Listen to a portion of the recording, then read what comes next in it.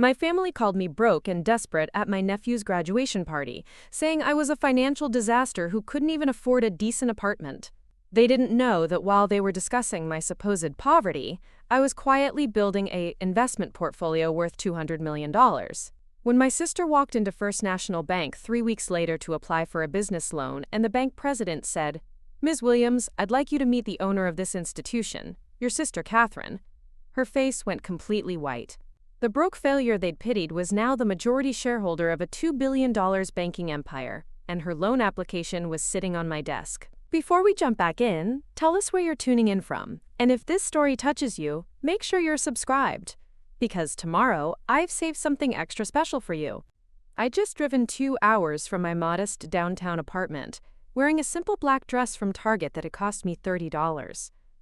It was my nephew's high school graduation party, and I'd hoped that maybe, just once, my family might see past appearances to understand what I'd been quietly building.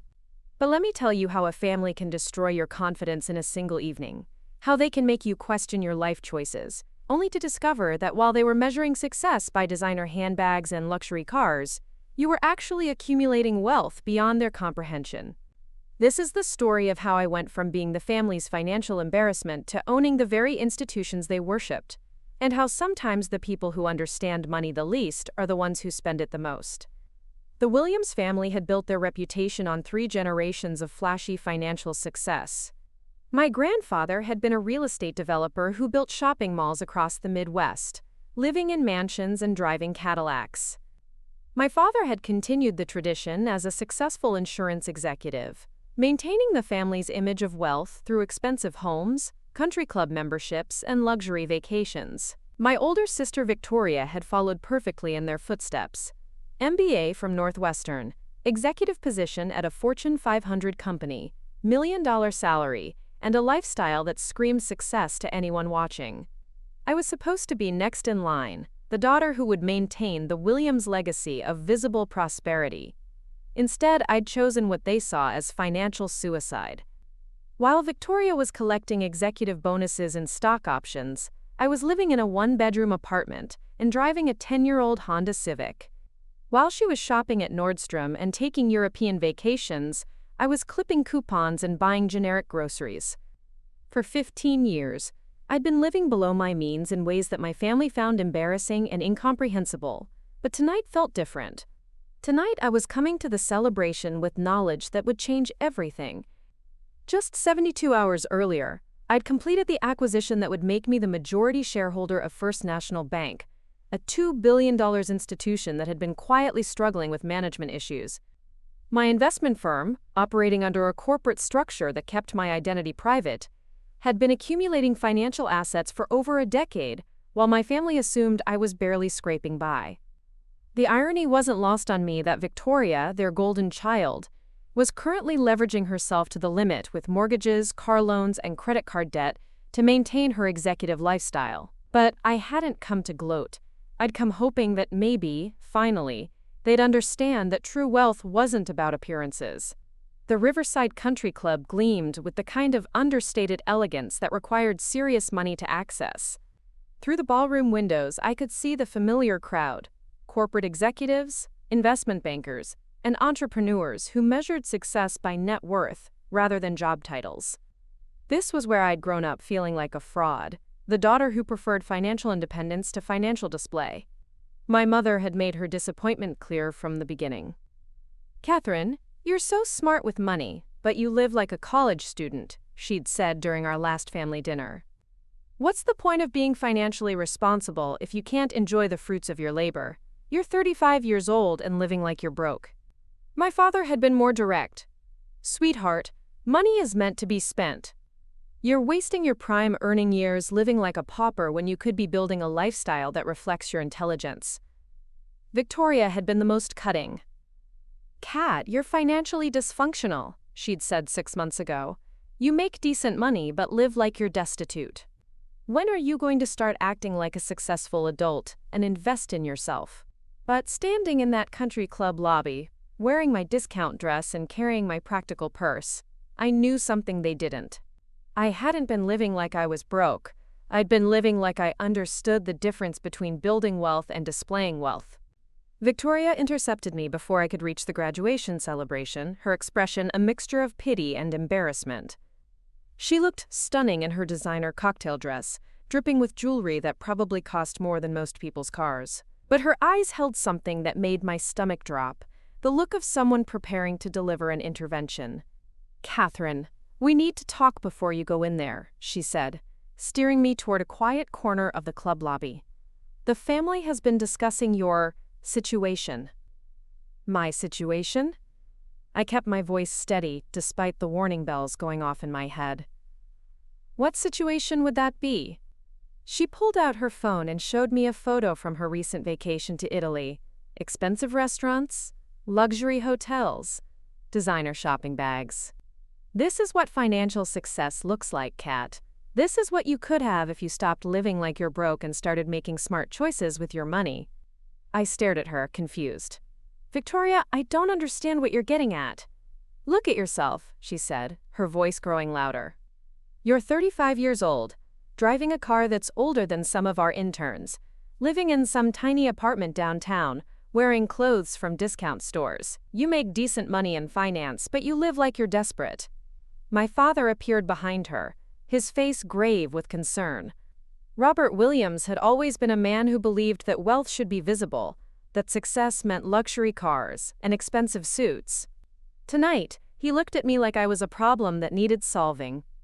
"Catherine, we've been patient, but this poverty mindset has gone on long enough," he said, his voice carrying the authority of someone accustomed to being obeyed. "You're embarrassing yourself, and frankly, you're embarrassing the family."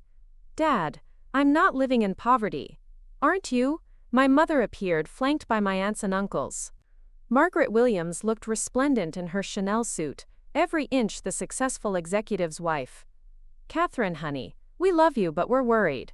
You live like someone who's financially desperate, and people are starting to notice." The accusations came rapid fire now, a coordinated assault that felt rehearsed. My Uncle James stepped forward, his voice filled with disappointment. "Your cousin Richard just bought his second home in Aspen. Your cousin Michelle drives a Tesla and takes quarterly trips to Europe. And what do we tell people when they ask about Catherine? That she clips coupons and shops at Target." "There's nothing wrong with being financially responsible," I said, my voice starting to crack. "Responsible?" Victoria laughed, and several family members joined in. "Kat, you're not being responsible. You're being pathological. You hoard money like some kind of financial miser. When was the last time you bought yourself something nice? When was the last time you went on a real vacation?" My mother stepped closer, her eyes filled with what she probably thought was compassion. "Sweetheart, we've made a decision. We think you need professional help. Financial therapy, maybe some counseling about your relationship with money. This scarcity mindset is preventing you from living your life. We've also taken the liberty of setting up some meetings," my father added. "James knows a financial advisor who specializes in helping people overcome their fear of spending money. And Victoria has some contacts who might be able to help you find a better job, something with a higher salary so you can start living like a Williams." The sounds of the graduation party continued just yards away. Laughter, celebration, the joy of achievement, but I felt completely isolated, standing there in my discount dress, being lectured about financial failure by people who had no idea what real wealth looked like. "We're doing this because we love you," Victoria said, her voice dripping with condescension. "But you can't keep living like you're broke and desperate. It's time to start acting like you deserve success." I stood there, holding my nephew's graduation gift, feeling like a stranger in my own family, the woman they saw as financially pathetic while they had no idea I could buy and sell their entire lifestyle without thinking twice. By the next morning, the story had spread through our extended family and social circle like wildfire. Someone had recorded my mother's financial intervention speech at the graduation party and shared it in the family group chat with the caption, "Finally, someone confronted Catherine about her money problems." The video made me look delusional and defensive, a grown woman who couldn't handle basic adult finances. At a CAD, my phone buzzed constantly with messages I didn't want to read. Cousins, family friends, former colleagues, all reaching out with a mixture of concern and unsolicited financial advice.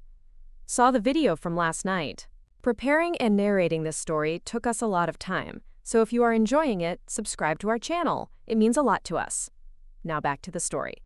Have you considered getting a financial advisor?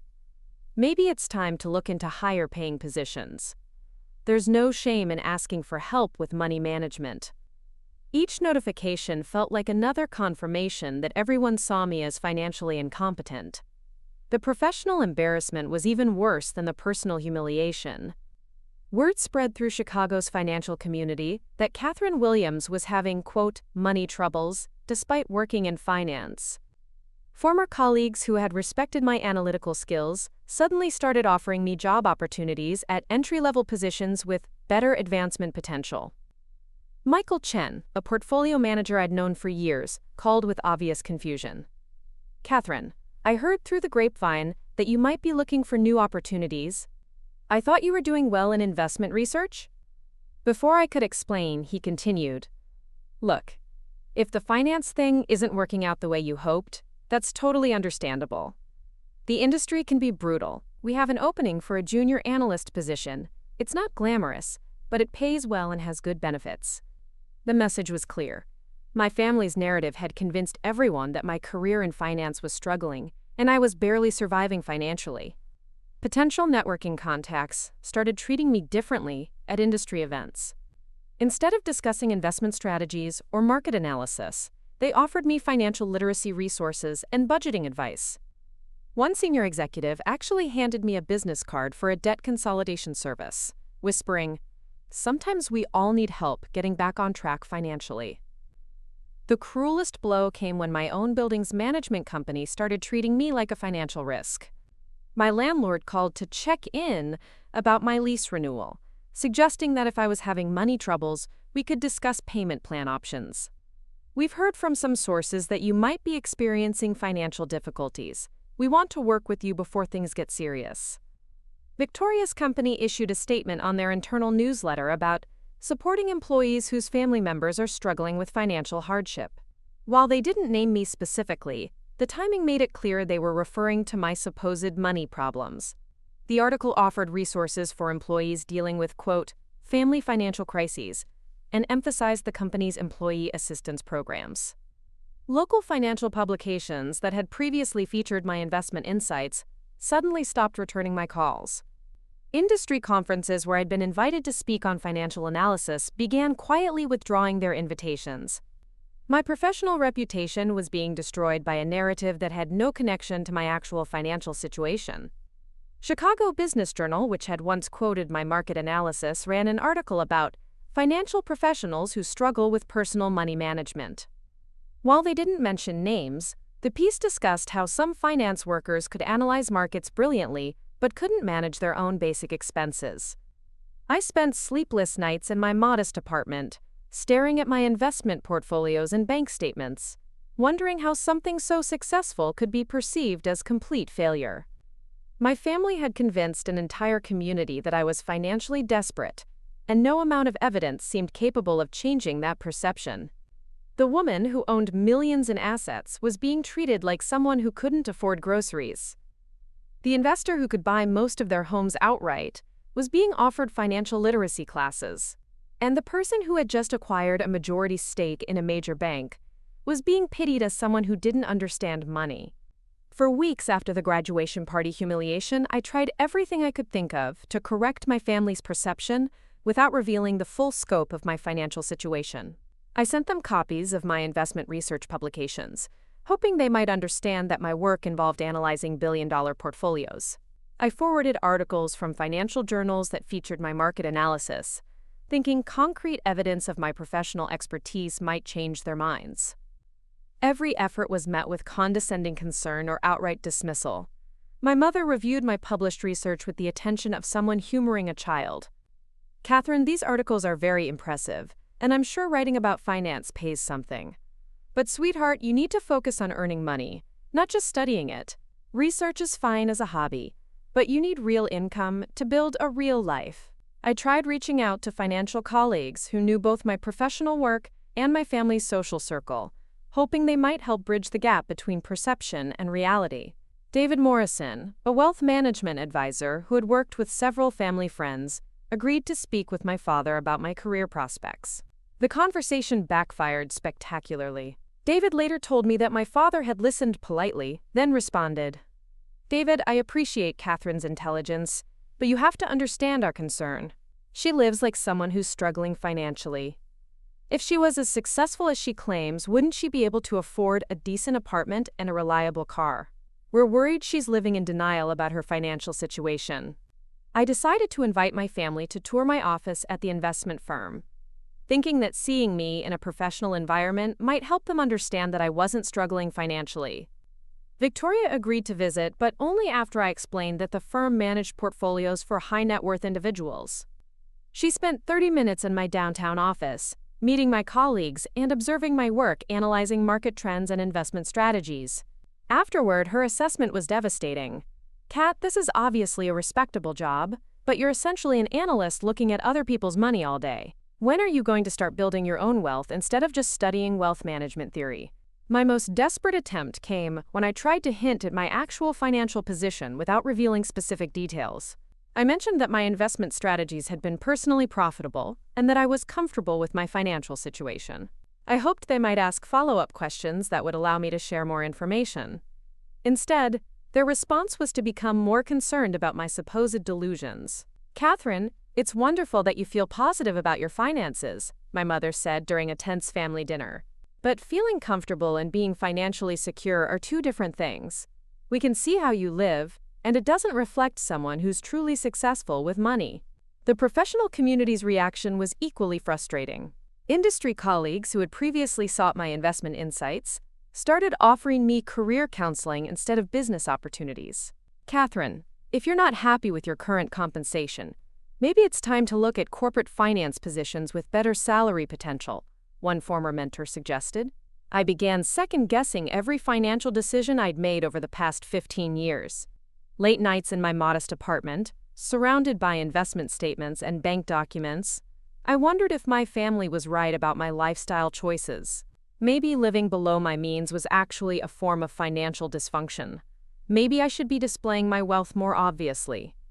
The doubt crept in slowly but persistently. When colleagues praised my market analysis, I questioned whether they were just being polite. When investment strategies performed well, I wondered if I was just lucky rather than skilled. When my portfolio values increased, I second-guessed whether paper wealth meant anything without visible lifestyle improvements. By autumn, I had almost convinced myself that my family's assessment was correct. I was financially successful on paper, but psychologically unable to enjoy or properly manage real wealth. The breakthrough came on a cold November afternoon when I was reviewing quarterly reports in my home office.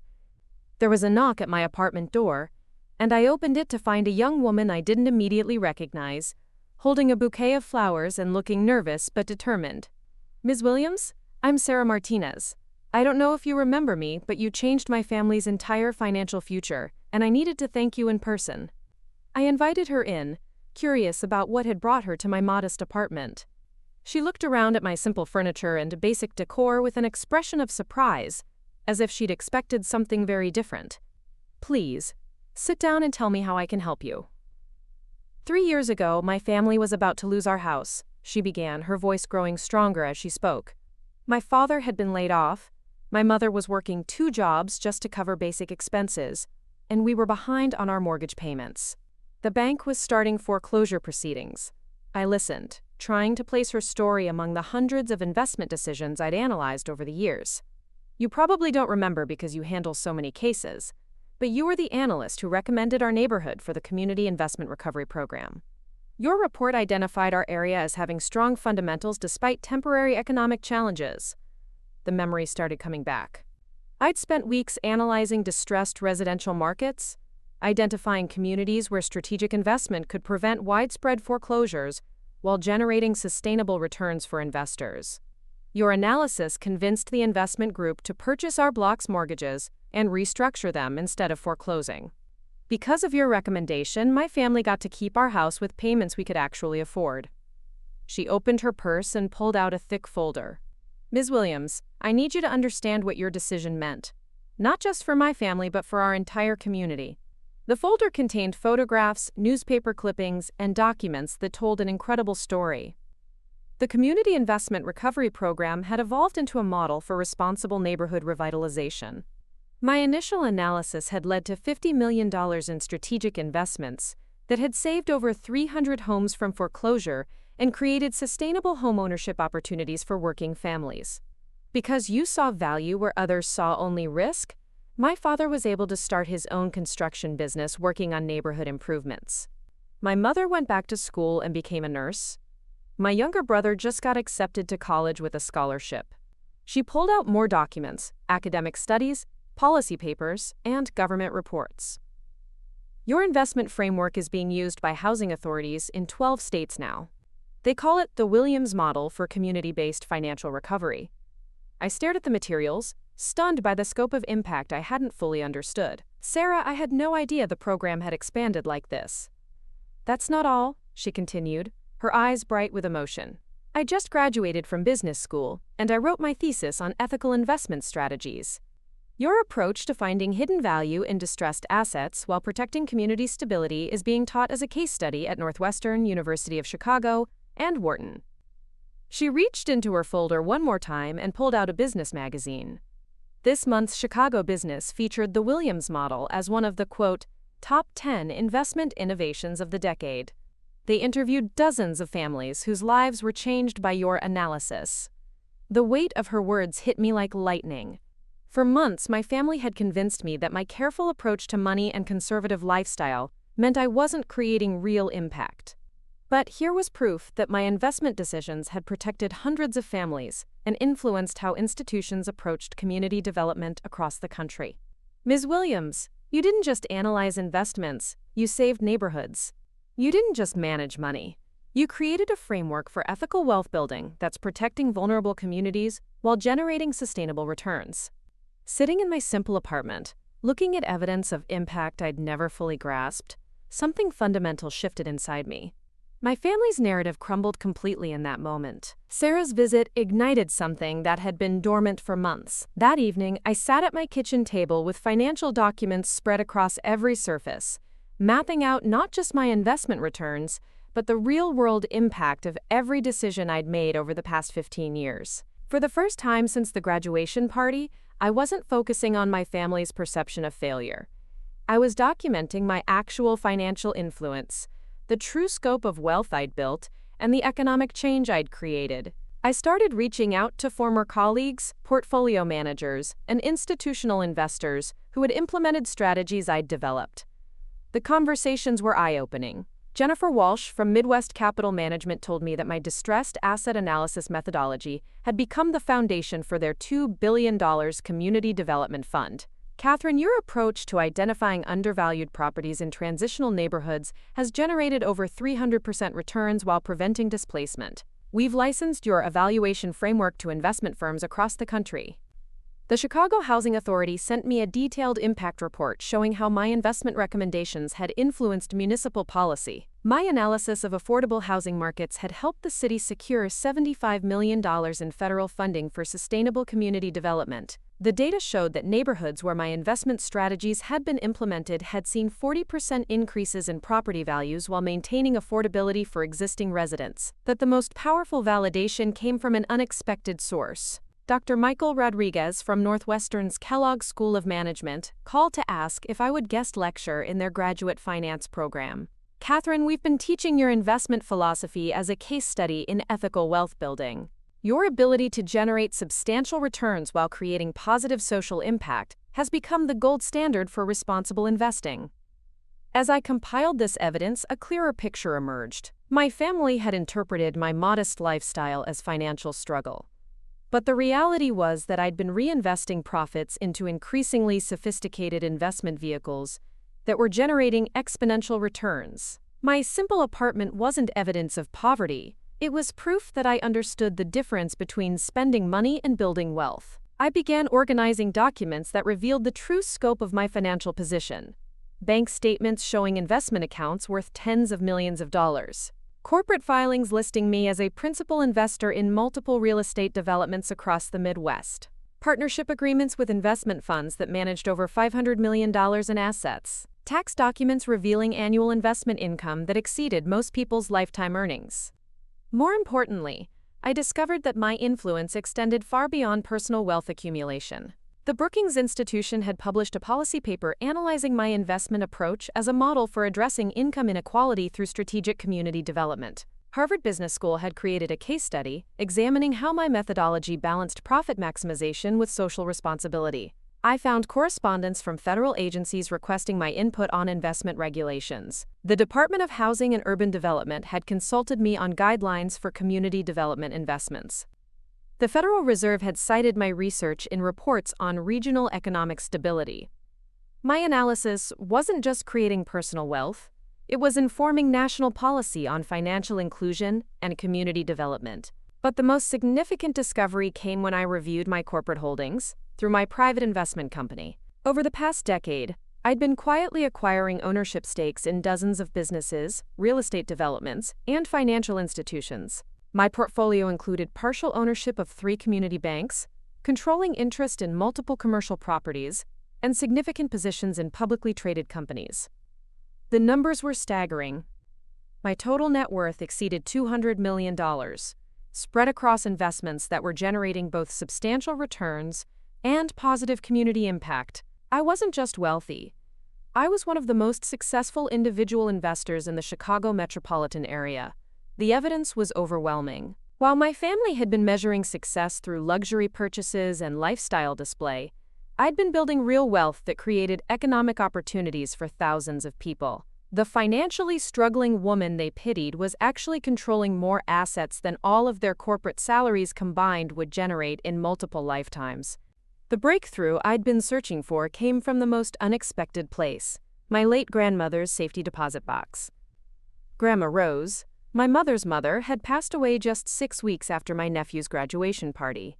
She'd been the only family member who'd ever seemed to understand my cautious approach to money, though she'd kept her opinions quiet around my parents and Victoria. Her attorney had contacted me about settling her estate, mentioning that she'd left specific instructions for me to review the contents of her safety deposit box at First National Bank before any other family members were notified. When I arrived at the bank, I had no idea what I might find. Inside the safety deposit box were documents that completely stunned me. My grandmother had been quietly tracking my investment activities for years, somehow accessing public records and corporate filings that revealed the true scope of my financial empire. She had copies of partnership agreements showing my ownership stakes in multiple businesses. She'd saved documentation of my real estate investments across 3 states. She'd even obtained SEC filings that listed me as a principal investor in several major developments. But the most shocking discovery was a thick folder labeled "Catherine's Real Financial Position." Inside were printed emails, legal documents, and records that revealed my family had actually known much more about my wealth than they'd ever admitted, and had been actively working to suppress that information. There was an email chain between my parents from 6 months before the graduation party.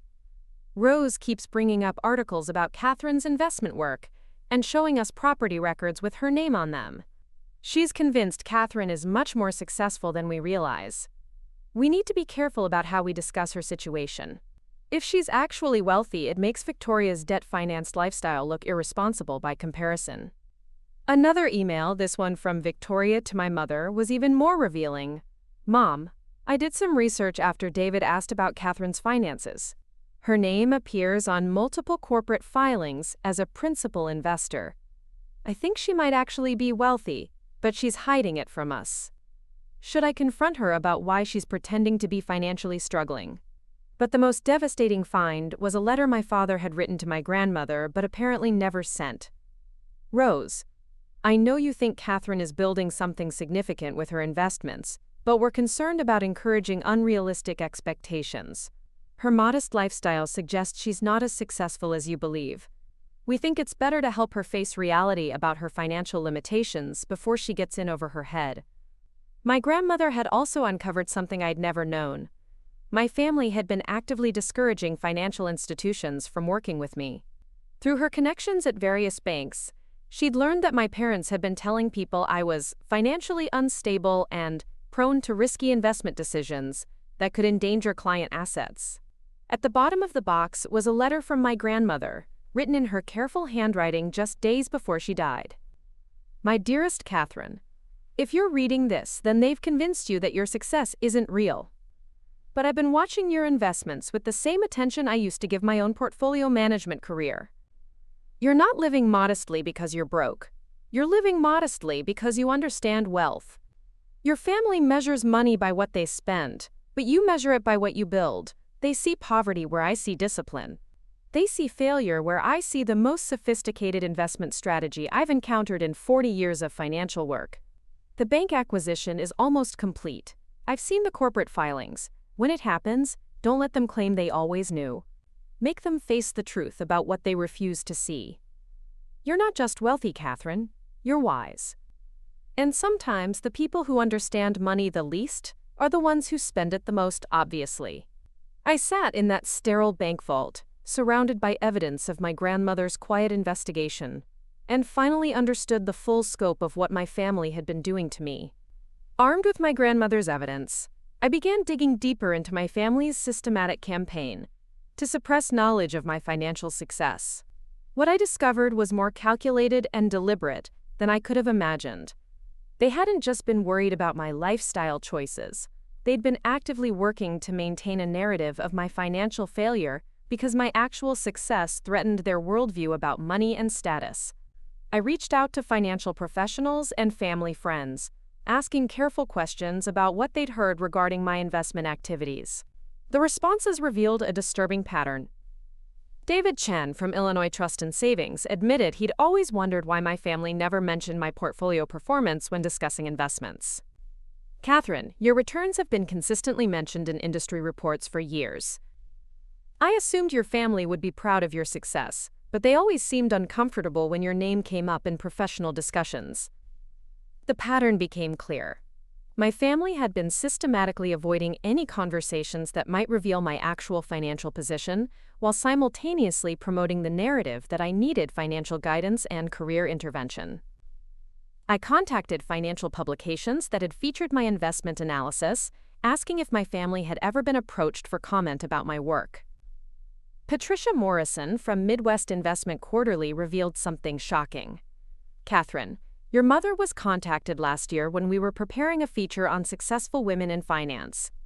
She specifically requested that we not mention your family connections, saying that your work was, quote, too technical for general audiences and might give readers unrealistic expectations about investment returns.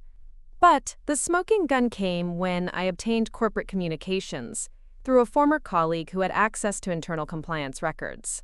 My family had been making inquiries about my investment activities through professional channels, not to support me, but to find ammunition for their intervention narrative. Victoria had contacted the compliance department at my former firm, claiming she was concerned about my, quote, risky investment behavior and asking whether they had employee assistance programs for financial addiction.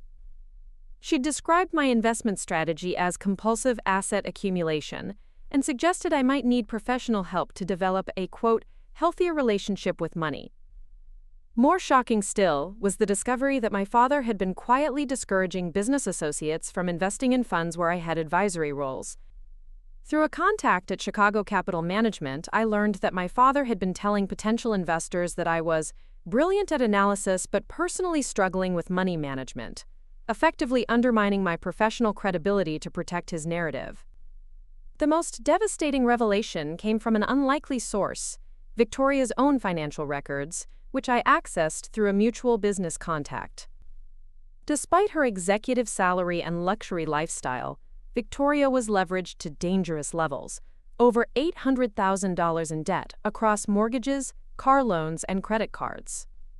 Her annual debt service exceeded most people's total income, and she was using new credit to make payments on existing obligations. My parents' financial situation was equally precarious. Their retirement planning was completely inadequate, they had borrowed against their home's equity multiple times, and my father's insurance executive pension was insufficient to maintain their current lifestyle. The family that had been lecturing me about financial responsibility was actually living paycheck to paycheck despite their high incomes. The final piece of evidence came from the most unexpected source. Bank records from First National showing that my family members had all applied for various loans and credit extensions over the past year. Victoria needed business capital for a failing side venture. My parents required refinancing to manage their mortgage obligations. Even my extended family members were dealing with financial pressures they'd been hiding behind their affluent appearances. The pattern was unmistakable. My family hadn't been concerned about my financial welfare. They'd been terrified that my actual success would expose their own financial dysfunction. They'd systematically worked to hide my achievements because those achievements threatened their carefully constructed facade of wealth and financial expertise. I realized that my grandmother's prediction had been right. The bank acquisition would make my financial position impossible to hide, and when it did, my family would have to face the truth about who was actually financially successful. The call came on a December morning while I was reviewing quarterly financial reports in my apartment. James Patterson from First National Bank was on the line, his voice carrying the formality of someone delivering historic news. Ms. Williams, the board has approved the final documentation for the ownership transfer. As of today, you are the majority shareholder of First National Bank. The transition is complete. You now control a $2.1 billion financial institution. I sat in stunned silence for a moment, then managed to respond. James, thank you for managing this acquisition so professionally. I look forward to working with the existing management team. Catherine, if I may say so, this has been the most impressive strategic acquisition I've witnessed in 30 years of banking. Your ability to identify undervalued financial assets and transform them into profitable community-focused institutions is remarkable. The irony was overwhelming. While my family had been calling me broke and desperate, I'd been quietly assembling one of the most significant banking acquisitions in Chicago's recent history. The news broke the next day when the ownership transfer was announced in the Chicago Tribune and Wall Street Journal. Headlines read, "Mysterious investor revealed as owner of First National Bank. Catherine Williams completes $2.1 billion banking acquisition," and "Local finance professional now controls major regional bank." The coverage detailed my background in investment analysis and community development, describing the acquisition as a strategic move to expand community-focused banking services. My phone exploded with calls from financial journalists, investment analysts, and banking executives wanting to discuss my acquisition strategy and expansion plans. But the calls I was most curious about still hadn't come. My family remained completely silent. The real moment of vindication came exactly 3 weeks later.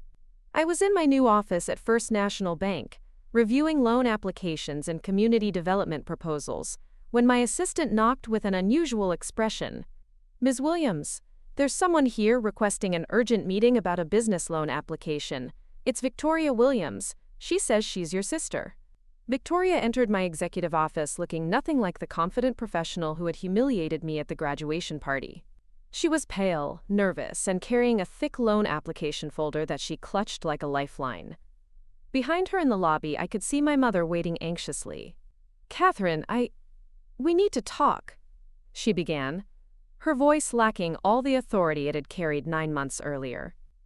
I gestured to the chair across from my mahogany desk, curious about what had brought her to my bank.